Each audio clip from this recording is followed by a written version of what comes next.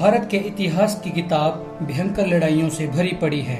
इन लड़ाइयों को लड़ने वाले योद्धाओं व सेनाओं का नाम भी बड़े सम्मान से लिया जाता रहा है। पर जैसे जैसे समय बदलता गया, कुछ लड़ाइयाँ और योद्धाओं के नाम इतिहास की उसी किताब के पन्नों में गुमनाम होते चले गए। आज आपके बीच लेकर आए हैं ऐसी ही खूंखार लड़ाई और उसको लड़ने वाले योद्धाओं की बात, जो आज कहीं छिप गए हैं। एक ऐसी योद्धाओं की फौज जिन्होंने जापानी सेना के घुटने टिकवा दिए थे। एक ऐसी रेजिमेंट जिसने अपने शौर्य का लोहा कोहिमा में जाकर मनवाया और अपना नाम दुनिया के सबसे बड़े योद्धाओं में दर्ज करा लिया। आज बात करेंगे चमार रेजिमेंट की। क्या थी चमार रेजिमेंट? चमार रेजिमेंट की स्थापना सन 1943 में अंग्रेजों द्वारा की गई। यह वो समय था जब दुनिया में दूसरे विश्व युद्ध की शुरुआत हो चुकी थी। चमार रेजिमेंट 1943 से 1946 तक अस्तित्व में रही। चमार रेजिमेंट और उसके बहादुर सैनिकों के विद्रोह की कहानी उन्हीं की जुबानी नाम किताब के लेखक सतनाम सिंह बताते हैं कि कोहिमा में चमार रेजिमेंट ने अंग्रेजों की ओर से 1944 में जापानियों के खिलाफ लड़ाई लड़ी। यह इतिहास की सबसे खूंखार लड़ाइयों में से एक थी। उस वक्त दुनिया की सबसे ताकतवर सेना जापान की मानी गई थी। जापान को हराने के लिए अंग्रेजों ने इसका इस्तेमाल किया। कोहिमा के मोर्चे पर इस रेजिमेंट ने सबसे बहादुरी से लड़ाई लड़ी, इसलिए इसे बैटल ऑफ कोहिमा अवार्ड से भी नवाजा गया। बहादुर चमार रेजिमेंट को क्यों खत्म किया गया? चमार रेजिमेंट को बहाल करने की मांग करने वाले दलित नेता R.S. पुनिया बताते हैं कि एक ऐसा वक्त आया जब अंग्रेजों ने चमार रेजिमेंट को प्रतिबंधित कर दिया। अंग्रेजों ने इसे नेताजी सुभाष चंद्र बोस की आजाद हिंद फौज से मुकाबला करने के लिए सिंगापुर भेजा। रेजिमेंट का नेतृत्व कैप्टन मोहनलाल कुरिल कर रहे थे।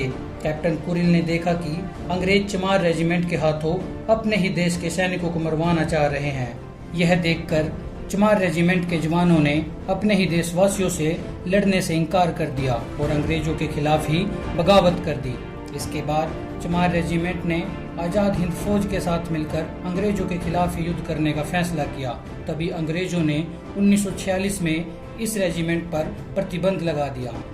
अंग्रेजों से हुए इस युद्ध में चमार रेजिमेंट के सैकड़ों सैनिकों ने अपने प्राणों की आहुति दी। कुछ सैनिक म्यांमार व थाईलैंड के जंगलों में भटक गए और जो पकड़े गए उन्हें मौत के घाट उतार दिया गया। कैप्टन मोहनलाल कुरिल को भी युद्धबंदी बना लिया गया था, जिन्हें आजादी के बाद रिहा कर दिया गया। हरियाणा से क्या है इस रेजिमेंट का संबंध? इस रेजिमेंट में 3 सैनिक हरियाणा से भी रहे हैं। इसके सैनिक रहे चुन्नीलाल हरियाणा के महेंद्रगढ़, जोगीराम भिवानी और धर्म सिंह सोनीपत जिले के रहने वाले थे। चमार रेजिमेंट पर लिखी गई है एक किताब। लेखक सतनाम सिंह ने चमार रेजिमेंट और अनुसूचित जातियों की सेना में भागीदारी शीर्षक से किताब लिखी। दूसरी किताब सतनाम सिंह ने चमार रेजिमेंट और उसके बहादुर सैनिकों के विद्रोह की कहानी उन्हीं की जुबानी नाम से लिखी है। क्यों इस रेजिमेंट को बहाल करने की मांग उठाई जा रही है? इस समय सेना में Maratha light infantry, Rajputana rifles, Rajput regiment, Jat regiment, Sikh regiment, Dogra regiment, Naga regiment और गोरखा रेजिमेंट हैं। आजादी के बाद से ही चमार रेजिमेंट बहाल किए जाने की आवाज कई बार उठाई गई, लेकिन आवाज दब कर रह गई। दलित इस रेजिमेंट को बहाल करने के लिए कई राज्यों में प्रदर्शन भी कर चुके हैं। पिछले दिनों समाजवादी पार्टी के अध्यक्ष अखिलेश यादव ने समाजवादी पार्टी के घोषणा पत्र में अहीर रेजिमेंट बनाने की घोषणा करके नई बहस छेड़ दी थी, जिसके बाद भीम आर्मी के चीफ चंद्रशेखर आजाद ने चमार रेजिमेंट बहाल करने की मांग की थी। समाजवादी पार्टी और भीम आर्मी की मांग में फर्क ये है कि जहां सपा एक नया रेजिमेंट बनाने का दावा कर रही है, वहीं चंद्रशेखर आजाद पहले से चली आ रही चमार रेजिमेंट को फिर से बनाने की मांग कर रहे हैं। राष्ट्रीय अनुसूचित जाति आयोग ने भी इस चमार रेजिमेंट को बहाल करने की मांग की है। चमार रेजिमेंट को फिर से बहाल किए जाने की मांग का बुनियादी आधार ये है कि सरकार ने जातियों और समुदायों के नाम पर रेजिमेंट बनाने की ब्रिटिश इंडिया आर्मी की परंपरा को जारी रखा है। अगर भारत में आज जाति या समुदाय के आधार पर कोई टुकड़ी नहीं होती तो चमार रेजिमेंट की मांग नहीं होती।